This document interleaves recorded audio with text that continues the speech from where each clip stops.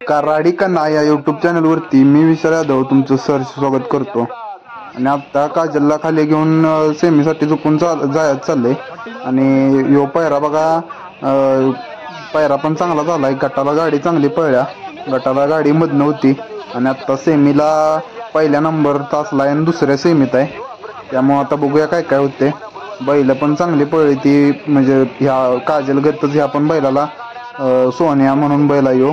आणि ह्याला पण तळ चांगला आहे. सेमीसाठी सगळ्या एकदम गाड्या खाली आल्या. त्या 8च्या 8, 9च्या 9 सेमी सगळे एकदम सुटणार आहेत. त्यासाठी बघा गर्दी त्यामुळं गच झाल्या.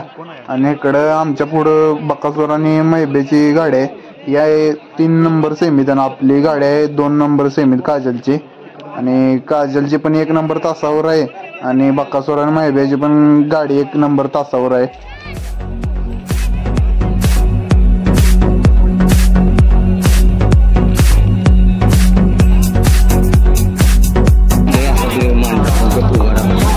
शांत स्वभाव जेवढा इथं शांत उभा राहिला तेवढा सुट्टीला व्यवस्थित असणार आहे.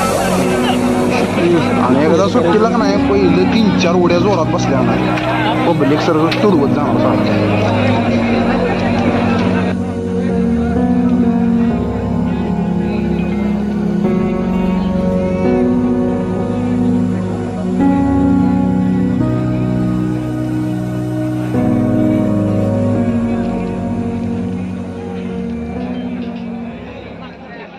प्रेक्षकांना सगळ्यांना विनंती आहे की आपण पहिल्या तासावर किंवा शेवटच्या तासावर कुठं पण उभा राहिला तरी एक राखीव तास असते दोन्ही साईडला, त्या राखीव तासाच्या बाहेरच उभा राहत जावा. कारण की प्रत्येक बैल आता मी बघितले आहे, प्रत्येक बैलाच्या गाड्याकडे चांगली बैल पण पळते चांगली.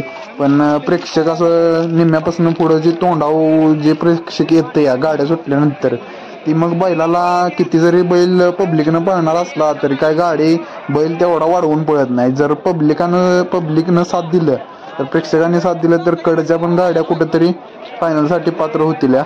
त्यासाठी एक प्रेक्षकांना आव्हान आहे की एकदम असं 1 तास सोडून एक राखीव तास आहे बघा, तुम्हाला पुढं प्रेक्षक दिसते ती राखीव तासातच उभा आहे. राखीव तास सोडून जर उभा राहिलं तर गरिबाच्या गाड्या फायनलसाठी पात्र होतील. ना की मधल्या गाड्या पण चांगल्या पळतील, पण जी पब्लिकनं पळणारी बैल आहेत त्यांच्यावर अन्याय का करायचा. म्हणजे जर पब्लिकनं साथ दिलं तर त्या पण गाड्या फायनलमध्ये जातील.